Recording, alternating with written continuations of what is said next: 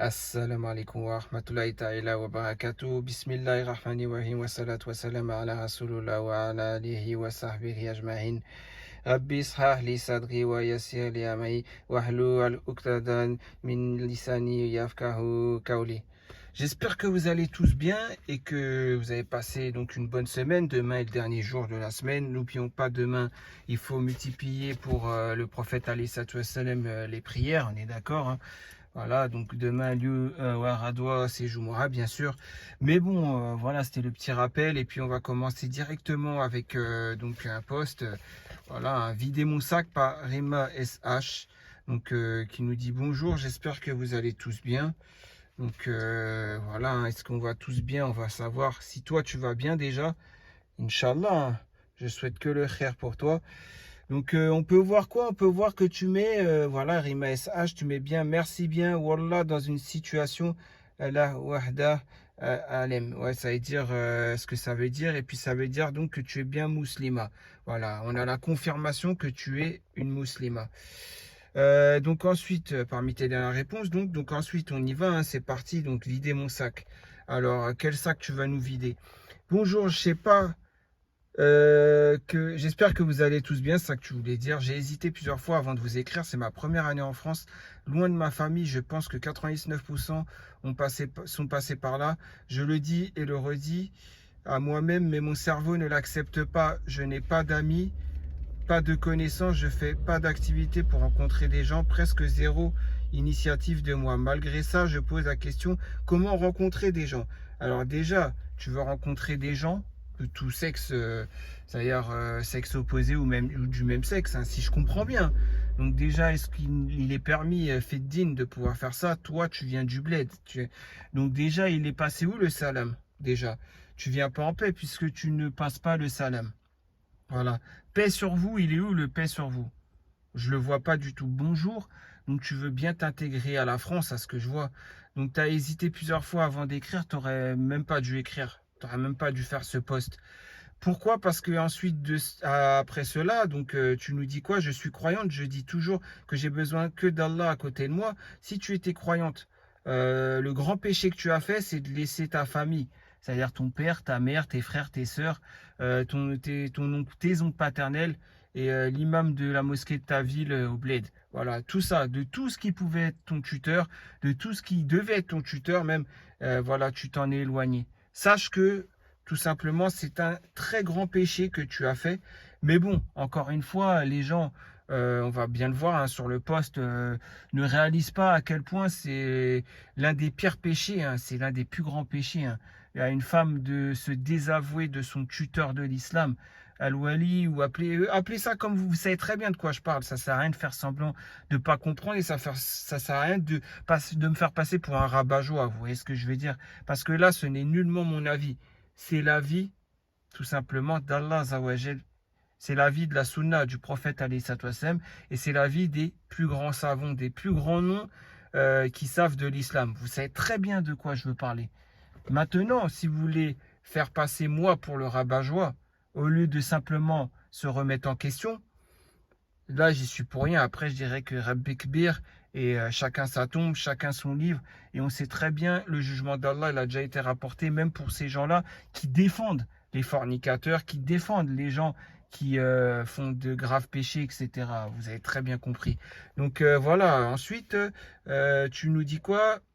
C'est la relation dont j'ai besoin dans ma vie et qui dure longtemps, mais parfois je me sens toute seule dans ce monde, et surtout en Île-de-France. Je ne suis pas quelqu'un. Donc, tu es en Île-de-France, on est d'accord. Je ne suis pas quelqu'un qui se plaint ni cherche quelqu'un pour la compléter. Pourtant, avec l'âge, je me suis rendu compte que j'ai perdu des occasions en suivant mes études, mon rêve, mon travail. Bon, je vois que tu parles un français qu'on t'a appris au bled. Donc ça, alhamdulillah, tu parles très bien. J'aimerais bien parler aussi bien l'arabe que toi, tu parles le français. Par qu'Allah, sur ça, il n'y a rien à dire. Tu as très bien suivi les cours. Tu fais quelques erreurs, mais rien de bien méchant. On te comprend très bien dans tout ce que tu dis.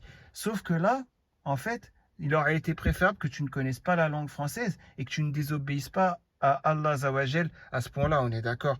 Mais bon, encore une fois, maintenant, je ne vais pas parler comme ça, je vais ramener des preuves et tout. Bon, merci de m'avoir lu. Je ne veux pas vous déranger avec mes problèmes, je veux bien. Bah, en fait, ton problème, ce n'est pas d'être seul. Ton problème, déjà, c'est de t'être éloigné de ta famille, d'être seul, de ne pas avoir un tuteur. L'avis des savants, c'est 80 km. Au-delà de 80 km, la femme a besoin d'un tuteur pour voyager. Alors, si c'est un jour, déjà, c'est grave. Alors, imaginons si c'est à la longue et pour la vie. Là, c'est encore plus grave. Mais tu n'es pas donc la pire race dans l'histoire, parce que la pire race dans l'histoire, ce sera tous ces hommes qui vont omettre cela. Déjà, tu me donnes même pas envie de faire ta connaissance dans ta situation.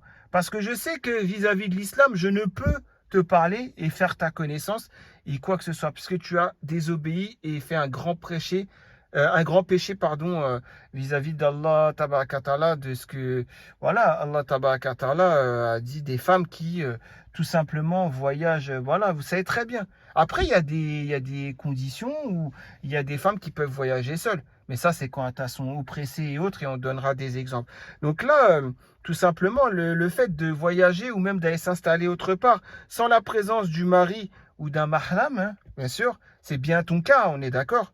Surtout en terre non islamique, c'est-à-dire que tu passes d'un endroit où tu entendais l'adhan, où il y avait ton père ou ton oncle paternel ou l'imam, ou ton grand frère ou ton fils ou ton petit frère ou quoi qui pouvait être représenté, donc quelqu'un avec qui tu ne peux te marier, on est d'accord. Voilà, tu es passé de un environnement comme cela qui est propice à l'islam, à quoi? À un endroit où il n'y a pas la danne déjà, il n'y a personne, tout le monde est étranger à toi, tu le dis même toi-même, tu es seul. Mais bon, pour toi, tu le sais qu'au fond de toi, c'est un grand péché. Tu le sais, on te l'a appris. On t'a appris ta religion. On t'a appris que c'est un grand péché. Mais on est d'accord que tu n'en as strictement rien à faire. Voilà. Et tu espères que personne, qu'il n'y ait que des ignorants qui vont te répondre. Donc on va voir ça. À 27 ans en plus, tu as Moukabalator qui nous dit bonjour, faites des Moukabala, faites des Moukabala. Déjà, je comprends pas. Pourquoi vous mettez un S au pluriel à des mots arabes? C'est comme ceux qui disent des doigts avec un S à la fin. Non, il a son pluriel, le mot invocation en arabe. Il a son pluriel. Tout simplement, comme Mukabala, il a son pluriel en arabe. Vous voyez ce que je veux dire? Doha, c'est pas des doigts avec un S. Et encore moins doigt comme met un certain savant congolais. C'est doha, il y a bien la lettre Ain. Et en plus, c'est pas avec un S le pluriel. D'accord? Ça, je comprends pas. Posologie, Ain Mukabala, d'accord, hebdo, à ne pas. Ouais, donc ça, moi, ça me fait pas rire. Le fait qu'une femme fasse un aussi grand péché, je n'ai pas envie d'en rire. Je n'ai pas envie d'en faire une blague sur son poste. Vous voyez ce que je veux dire? Abfab qui nous dit quoi? Y a-t-il des effets secondaires? Ouais, donc vous voyez, j'ai pas envie d'en rire. Bonjour, mais comment les faire? Vous voyez, comment faire quoi? Des rencontres? C'est ça, tu cherches? Des rencontres.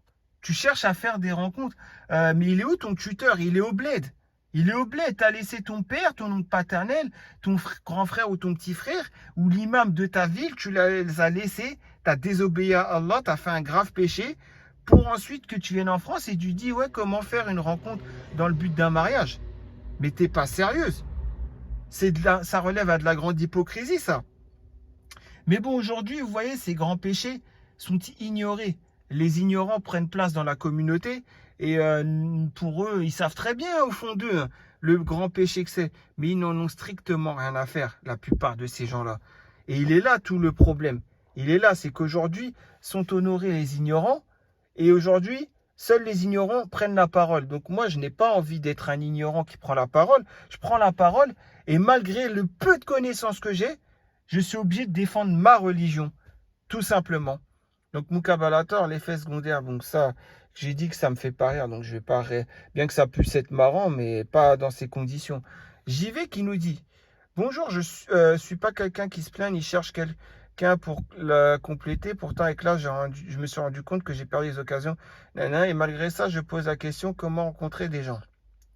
Comme si travailler, avoir des rêves et faire des études empêchait de rencontrer des personnes intéressantes. Vous voyez? Personne. Si tu rencontres l'âme sœur, ok, c'est une autre histoire. En fait, les sitcoms, les séries à l'eau de rose, les films à l'eau de rose, tout ça. Bien sûr, il n'y a pas que Sam Raimi, hein. En version américaine, il y avait Les Feux de l'amour. En version française, c'était les sitcoms, Hélène et les garçons, tout ce que vous voulez, hein. Tous ces scénarios pour nous égarer, bah, nous ont bien égarés, hein. On est d'accord. Maintenant, voilà, ça s'est banalisé. C'est grave quand même. L'amour passionnel, les rencontres, les amours passionnels. Les parents n'ont pas à être au courant, mais en plus, ils peuvent être à des milliers de kilomètres de leur fille. Nous, musulmans, on ne doit pas cautionner cela. Et je comprends pas. Et je vois, regardez, hein, il n'y a personne qui a mis ça en avant, ce grave péché, hein. Il n'y a personne. Moi, je comprends pas, en fait. Normalement, je sais pas, vous devriez carrément tirer la sonnette d'alarme. Là, c'est très grave, là, dans le monde dans lequel on vit. C'est de pire en pire. Mais bon, encore une fois, seuls les hypocrites ne s'en inquiéteront pas. Mais ce qui est grave, c'est que s'ils étaient que 2-3 hypocrites sur une vingtaine d'interventions, bon, ok, c'est grave, mais c'est moins grave. Mais là, quand c'est une vingtaine d'interventions, je vois qu'il n'y a personne sur ce poste voilà, pour avoir fait ce rappel que je fais là. C'est là où ça devient problématique. Donc, la khutba, le vendredi, la prêche du vendredi de Jumu'ah, des imams, pourquoi ne pas mettre en avant ce genre de situation et montrer la gravité de la chose? C'est ça, je comprends pas en fait. La désobéissance envers Allah, comme celle-ci, on sait très bien que c'est très grave. Mais bon, bien sûr, ça sera inscrit auprès du père ou enfin celui qui était son tuteur au bled, ça sera inscrit comme quelqu'un qui réalise le péché de Ad-Dayus, c'est-à-dire qui accepte la saleté chez les femmes de sa famille. C'est exactement le terme, la définition exacte, voilà, littéralement parlant, parce qu'il n'y a pas un mot précis en français pour dire ça, mais vous avez femme reniant son tuteur, tout simplement, voilà, et que son père accepte la saleté des femmes dans sa famille, quoi. Donc, ad-dayus, voilà, c'est un dayusi, tout simplement comme ça qu'on dit. Et c'est le cas, hein, voilà, son père, voilà, il sera jugé par rapport. Et le jugement a déjà été rapporté auprès d'Allah. Sachez-le, vous savez mieux que moi.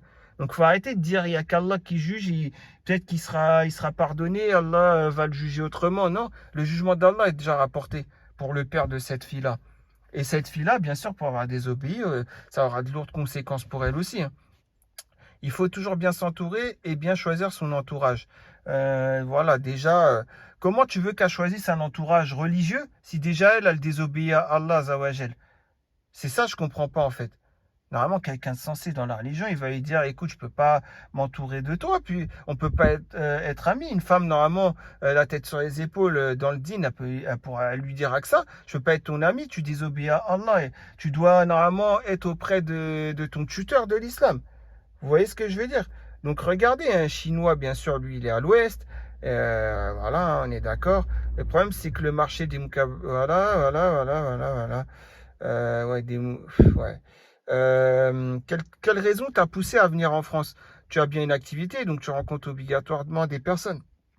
Très bonne question. Il faut que ce soit une athée qui demande la bonne question. Quelle raison t'a poussé à venir en France? Bah moi, je vais te répondre. La raison, c'est la liberté de pouvoir faire l'islam à la carte le plus possible. La liberté de pouvoir profiter de cette dunya. La liberté de pouvoir être parmi les incroyants. Et donc, les incroyants vont la défendre quand elle aura une position irreligieuse sur tel ou tel sujet. Vous savez très bien de quoi je parle. Et vous savez mieux que moi. Voilà, donc comme vous le voyez, personne n'a souligné la gravité de la situation, comme moi je viens de la... C'est bizarre, hein, et c'est moi l'ignorant qui... C'est ça le plus grave, c'est que c'est moi l'ignorant qui est obligé de relever cela. Donc on va revenir, hein, sur l'interdiction, hein, de voyager ou même de s'installer quelque part, pardon, sans la présence du mari ou du mahram qui est son père, son grand frère, son petit frère, son oncle paternel ou tout simplement un imam. Donc quelqu'un avec qui elle ne peut pas se marier, sauf l'imam, elle pourrait se marier avec, mais l'imam c'est vraiment le dernier cas pour la représenter si elle n'a personne comme homme de sa famille. Et donc l'imam de sa ville aurait été celui qui la représenterait, quoi. Bref, Rasulullah sallallahu alayhi wa sallam, il a dit quoi? Il n'a pas dit qu'il n'est pas permis pour une femme qui croit en Dieu et donc en Allah et au jour dernier de voyager pendant un jour sans la présence d'un mahram. C'est pas un sahih de Bukhari et Muslim, ça? Et c'est pas rapporté par, c'est pas d'après Abu Huraira radiallahu anhu? Non? Vous connaissez sûrement ça mieux que moi. Vous l'avez appris en 1992. Moi, j'étais même pas encore né que vous l'avez appris tout ça. Hein? On est d'accord? Donc pourquoi faire semblant? Pourquoi, en fait, c'est quoi d'apprendre de la religion? C'est pour ensuite choisir qu'est-ce qu'on veut? Qu'est-ce qui nous arrange? Normalement, tout ça, vous le savez mieux que moi, et c'est interdit de sa part. Donc là, c'est un péché encore plus grave que la fornication. C'est un péché encore plus grave. Bien sûr, le shirk restera un péché plus grave dans l'histoire, mais vous avez très bien compris que c'est déjà plus grave que la fornication, ce péché. Donc voilà, après, bien sûr, la femme peut s'installer ailleurs et voyager par nécessité ou par la contrainte, tout simplement. Qu'est-ce que la contrainte? Puisque, voilà quoi, vous savez très bien, Salama, radiallahu anha, qui était l'une des femmes du prophète, alayhi salatu wassalam, elle a été obligée de faire son voyage de l'Hijri, hein, on est d'accord. Donc elle l'a fait sans mahram, hein, tout simplement. Et elle était accompagnée en plus d'un homme qui a fait du shirk. Vous savez mieux que moi l'histoire, hein. Voilà, parce qu'elle devait fuir l'injustice de ceux qui ont fait le shirk à la Mecca, à l'époque où il y avait le shirk qui se répandait à la Mecca. Vous savez très bien, vous savez mieux que moi. Donc, en Suisse, il n'y a pas ça. Il y a aussi Aïcha bint Abu Bakr radiallahu anha, hein, bien sûr, donc qui avait continué aussi sans mahram un voyage où elle a été abandonnée involontairement par les musulmans. D'accord? Elle était accompagnée uniquement par Safwan, qui ne pouvait être normalement son mahram, qui était un homme étranger pour elle, hein. Et c'est dans un Sahih Bukhari et Muslim, tout ça, vous savez mieux que moi. Donc voilà, ça oui, il est possible par la contrainte ou vraiment au cas extrême pour la femme de faire plus de 80 km seule. Mais là, du Bled jusqu'à l'Île-de-France, on est d'accord qu'il y a bien plus de 80 km. Il y a 20 fois plus presque. On est d'accord? Donc là, à partir de là, elle est 20 fois plus dans le péché alors. Dans un grave péché. Et est-ce que la femme maintenant elle peut voyager et faire le Hajj sans le mahram, hein, qui la représente? Après, voilà, il y a les ulémas, ils ont fait divergence sur ça, hein, on est d'accord. Parce que les Hanbali, les Hanafi, etc., Ash-Shafi'i et puis les Maliki, bien sûr, ils ont un avis différent, hein, chacun a leur propre avis. Donc voilà quoi. Après, bien sûr, euh, voilà, d'après par exemple les Shafi'i, bien sûr, la femme, elle peut, comment dire, aller faire le Hajj si elle est accompagnée d'une autre femme. Voilà. Et son Hajj sera valide. Et d'autres écoles, donc voilà, de jurisprudence, tout simplement, voilà, d'après les Maliki, il faut que ça soit une compagnie sûre. Donc pas forcément un mahram, mais ça c'est pour le Hajj, on est d'accord, hein. Voilà. Après, pour le Hanafi, bien sûr, voilà, et le mahram, il n'est pas exigé pour une femme pour faire son hajj, hein, on est d'accord. Si le voyage dépasse 3 jours, par contre, eh ben là, elle sera obligée d'être en présence d'un mahram pour aller faire le hajj. Donc, parce que c'est dans un hadith, tout simplement, vous le connaissez mieux que moi, hein, un hadith sahih. Et voilà quoi. Et les Hanbali, donc, bah, le Hajj, il devient obligatoire pour la femme si elle est en présence d'un mahram. C'est-à-dire, si elle n'a pas de mahram, elle ne doit pas aller faire le Hajj, c'est pas obligatoire, tout simplement. Vous voyez ce que je veux dire? Donc, si elle ne trouve pas un mahram disponible, bien sûr, c'est la condition. C'est-à-dire, elle n'a pas de père, elle n'a pas de grand frère, elle n'a pas de petit frère, elle n'a pas d'oncle paternel, elle n'a pas d'imam pour la représenter. Elle est que parmi des associateurs et tout. Voilà. Donc, ça veut dire, par exemple, elle habite au Vatican, quoi. Elle est au Vatican, c'est sûr, elle va pas trouver un tuteur, hein. Voilà, hein, ça sera une religion prédominante qui sera autre. Et c'est, voilà, il y aura beaucoup d'associateurs qui diront que Jésus est le Fils de Dieu. Il y en aura même qui seront dans l'adoration du pape, etc. Bref, vous avez très bien compris ce que je veux dire, hein. Donc à partir de là, subhanallah, al-Boulissi, subhanallah. Bon bref, en tout cas, voilà, vous avez très bien compris. Donc maintenant, on va continuer, hein. On va continuer. Donc le voyage, donc pour faire du commerce ou pour d'autres raisons, hein. Donc la majorité des savants, ils ont interdit le voyage d'une femme sans mahram, voilà, pour toute autre raison que celle du Hajj, quoi. Étant donné qu'il y a un hadith d'interdiction, voilà, bien sûr, par rapport à cela. Mais bon, après, encore une fois, si vous voulez faire la sourde oreille ou si vous voulez faire semblant d'eux et désobéir à Allah et pensez que c'est pas un grave péché, sachant que vous savez très bien au fond de vous que c'est un très grave péché, hein. Bah après, vous faites ce que vous voulez, hein. Moi, en tout cas, par la crainte d'Allah, normalement, on doit avoir peur d'Allah. Et donc, on devrait même pas se poser la question, on devrait, même ces hommes-là qui ont réagi, que vous avez réagi sur son poste, là, vous devrez craindre Allah et lui rapporter que tu n'as rien à faire seul en France. Pourquoi tu as quitté ton tuteur de l'islam? Et ainsi de suite. Vous voyez ce que je veux dire? Voilà, donc voilà, c'est un truc de fou, hein. Voilà où on dans l'état de la communauté dans laquelle, voilà l'état de la communauté dans laquelle on se trouve. C'est un état pitoyable, c'est l'ignorance qui prédomine, qui prend le dessus. Là encore, on a la connaissance, mais on veut pas la connaissance, bien sûr, la pratiquer, hein, ce qu'on connaît. Mais imaginez les générations de demain, les générations futures, 2, 3, 4 générations plus tard. Mais là, c'est carrément l'ignorance qui va prendre le dessus. Et par l'ignorance, bah, parce que ça commence toujours comme ça. On a le savoir, on pratique. Après, quand il y en a d'autres, ils ont le savoir et ils pratiquent pas. Ils pratiquent plus, pour certains. Et il y en a, ils pratiquent pas. Et après, bien sûr, les générations futures ne pourront aller que vers l'ignorance, puisqu'ils n'auront plus l'exemple d'une bonne pratique de l'islam. Et c'est ça qui est grave. Et c'est pour ça que je me battrai toujours pour que les gens arrêtent de souiller l'islam. Si maintenant ça vous plaît pas, eh ben vous avez qu'à tout simplement le dire. Ça nous plaît pas que tu défendes notre religion. Voilà. Et là, bien sûr, vous ne pourrez pas le dire, vous serez contradictoire dans vos propos. Et pourtant, c'est exactement cette réalité qui est en place parmi vous, hein, la plupart d'entre vous, hein. Bref, en tout cas, voilà, moi je continuerai toujours à défendre ma religion, qui est l'islam. Si maintenant vous, ce n'est pas l'islam votre religion, dites-le très clairement, prenez une position claire et ne soyez pas hypocrite, tout simplement. Bref, en tout cas, je vous dis